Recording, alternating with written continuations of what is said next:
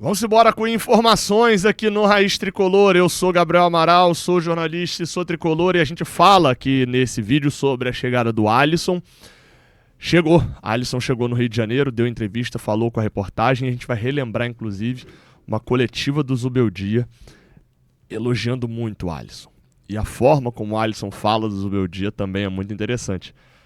Não vai ser simplesmente um tapa-buraco ou alguém ali pra ficar de personagem coadjuvante total, não. Vai ter moral o Alisson no Fluminense, espero que retribua em futebol. Mas a gente fala sobre isso depois de falar sobre a questão dos gringos do Fluminense. Tem muito gringo no Fluminense. Vai dar problema em algum momento em relação à quantidade? Eu te explico isso direitinho pra você ficar tranquilo. Uma notícia muito boa sobre o Bernal e também, claro, dá pra gente poder falar de uma boa parcial pra domingo no campeonato, na final do Campeonato Carioca. Mas tudo isso depois da vinheta.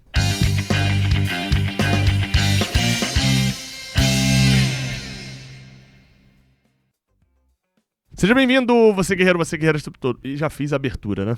Então só vou pedir pra você deixar um like, se inscrever aqui no canal, que isso é bem importante.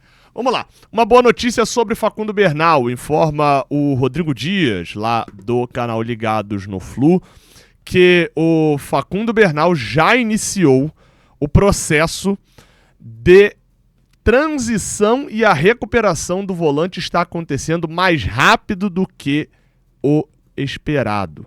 Vou botar o tweet aí na tela, inclusive. Internamente o processo está surpreendendo geral, porque a previsão inicial era de 30 dias para ele voltar aos gramados. Lembrando para todo mundo, essa previsão de 30 dias ela foi informada pelo próprio Fluminense. E é uma previsão baseada ali no que a fisioterapia, o departamento médico e etc. passam como possibilidade de recuperação. A questão é que o Facundo Bernal se lesionou não tem 10 dias, ele se lesionou no dia 25 de fevereiro, hoje é dia 5 de março. E isso tem exatamente uma semana, né? Foi na quarta-feira passada.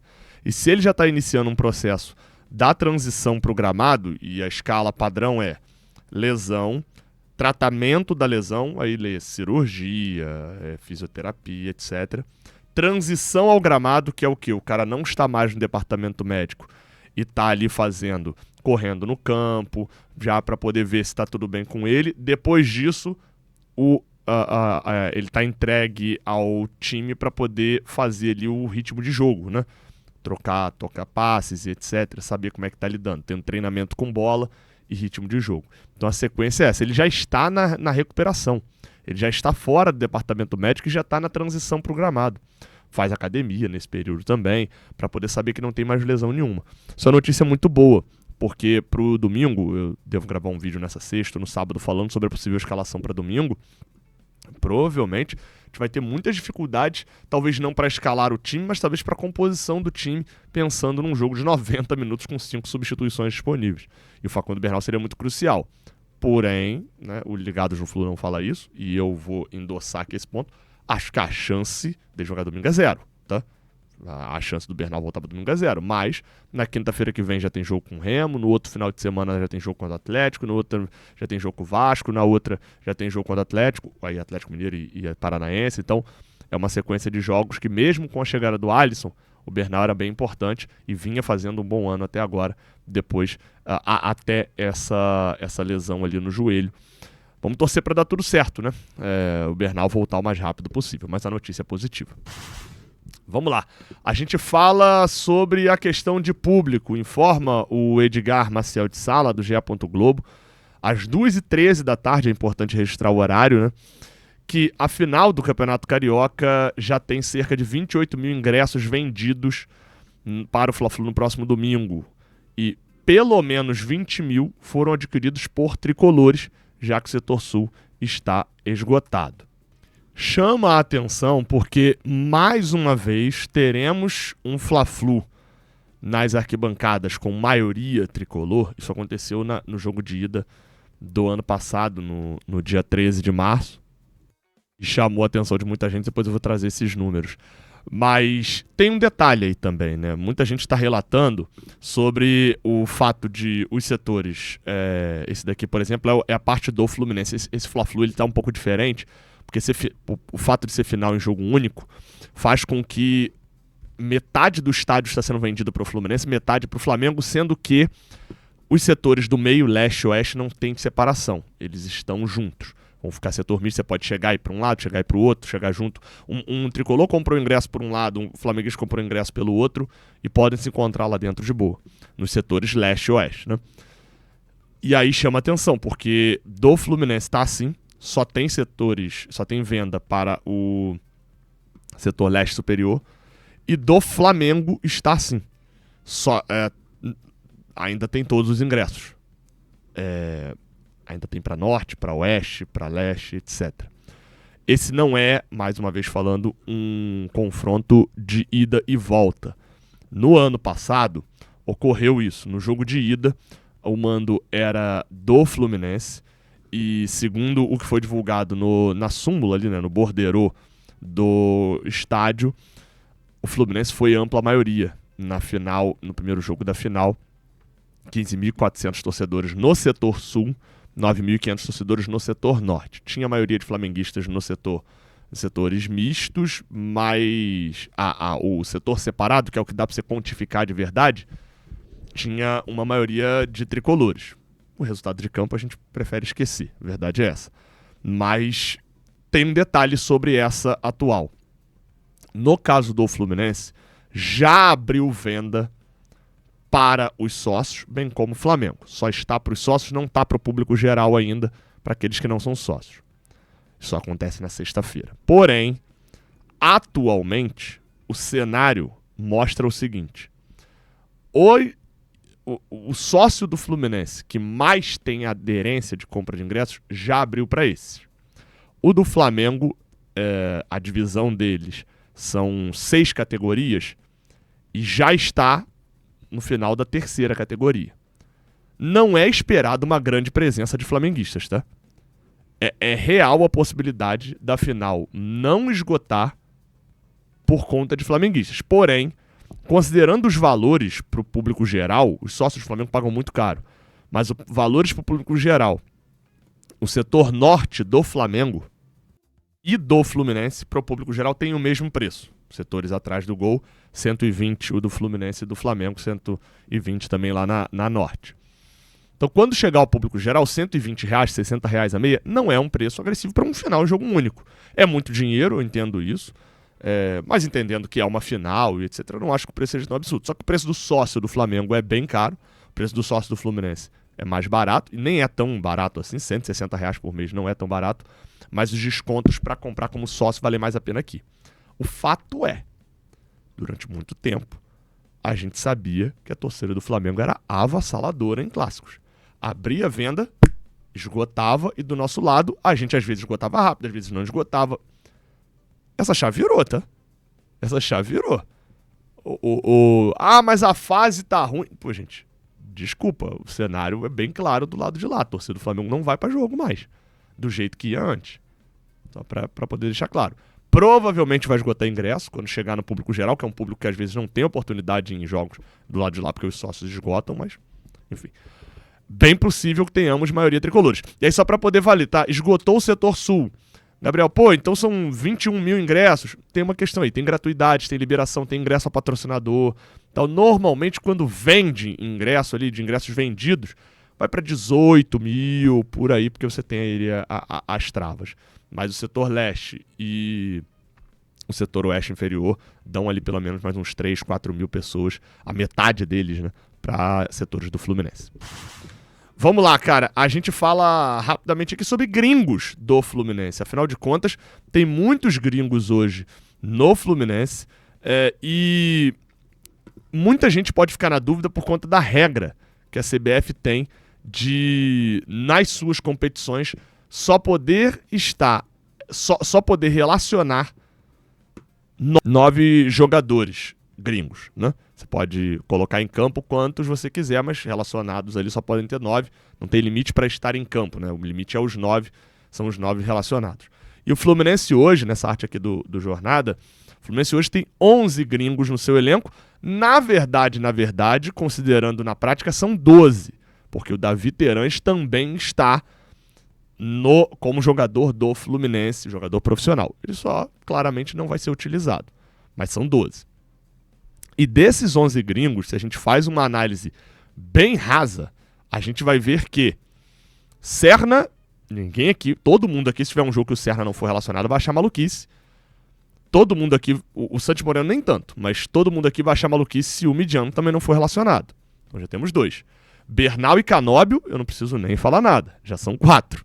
Savarino, também não preciso falar nada. Se o Savarino não for relacionado, imagina a loucura, né? Porque não foi relacionado porque vai ficar de fora. No banco ainda vai, Giruti, mano. Loucura. E aí a gente ainda vem para Lúcio Acosta e Rodrigo Castillo. 2 que também, se não forem relacionados, tem alguma loucura acontecendo. Eu vou botar o Freitas nessa conta aqui, porque o Freitas atualmente, hoje ele é titular do Fluminense. Tô falando por técnica, tô falando pelo susto. Hoje, nitidamente, o Freitas está à frente. Não vou nem falar só do Ignacio, porque é uma questão de lado, de posição, mas nitidamente o Freitas está à frente do Igor Rabelo.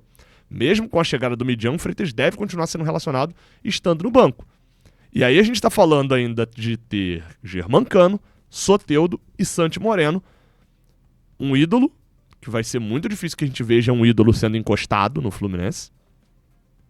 E 2 jogadores que, juntos, custaram ao Fluminense mais de 12 milhões de dólares. 11, 12 milhões de dólares, Santi Moreno e Soteldo. De verdade, eu estou excluindo o Terãs. Sempre, em todo jogo de Brasileirão, na Libertadores está liberado quantos quiser, mas em todo jogo de Brasileirão e de Copa do Brasil, pelo menos 2 dessa foto aí vão precisar estar fora. Ou então suspensos ou lesionados. No momento, o Fluminense, pro jogo contra o Remo, já teria talvez uma dificuldade. Por quê? O Germancano está voltando de lesão, deve inclusive ser relacionado para o Fla-Flu, enfim, já estaria disponível para voltar. E dessa linha toda de jogadores, todos poderiam ser inscritos e só o Facundo Bernal talvez não tenha condições de jogo. Então temos uma dificuldade aí dos 11. Eu normalmente falava que, beleza você ter até 11, porque sempre tem 2 que estão em má fase e tal. O cenário não mostra isso. Hoje, se fosse pra cortar, eu acho que os tricolores, assim, vou falar aqui pela massa, né? Todo mundo aí bem fisicamente, acho que provavelmente a galera cortaria Soteldo ou Santi e Freitas, não é isso? Freitas cortaria e aí o outro seria Soteldo ou Santi. Acho que seria isso. Alguns talvez cortariam o Germancano, mas imagina, se for pro Germancano ficar nem sendo relacionado, aí transfere no meio do ano pro Independente Medellín, alguma coisa assim, né? Também não tem necessidade de ficar manchando, né, a carreira do Germancano por aqui. Mas vai ser interessante, né? Fazer essa conta. Será que em algum momento a gente vai ver o Zubeldia justificando que tal jogador não foi relacionado pelo limite de estrangeiros? Pra gente poder fechar, o Alisson chegou no Rio de Janeiro, desembarcou no aeroporto Santos Dumont e a nossa reportagem estava por lá para poder ouvir as primeiras palavras de Alisson como jogador do Fluminense. Bom dia, Alisson. Seja bem-vindo ao Fluminense. A gente queria saber como é que está a sua expectativa para essa mudança, né? Novos ares. Como é que você espera que seja a sua passagem pelo Fluminense? Seja muito bem-vindo novamente. Prazer, muito feliz, né? Feliz, motivado. É mais um desafio, nova etapa na minha vida, na minha carreira.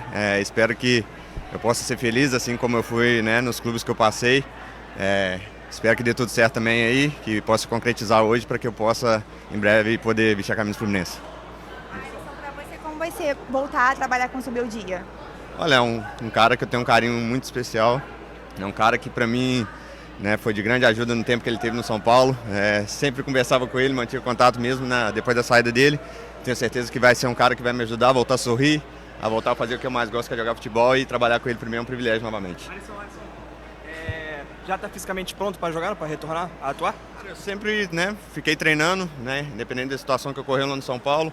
É um clube que eu vou guardar para sempre no meu coração, um carinho enorme, né, a cada torcedor.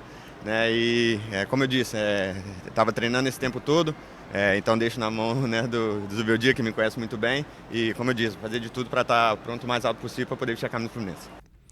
Tá aí o Alisson, ele chega pronto para jogar, mas evidentemente tem todo um cuidado ali na entrevista, afinal de contas o Alisson não fez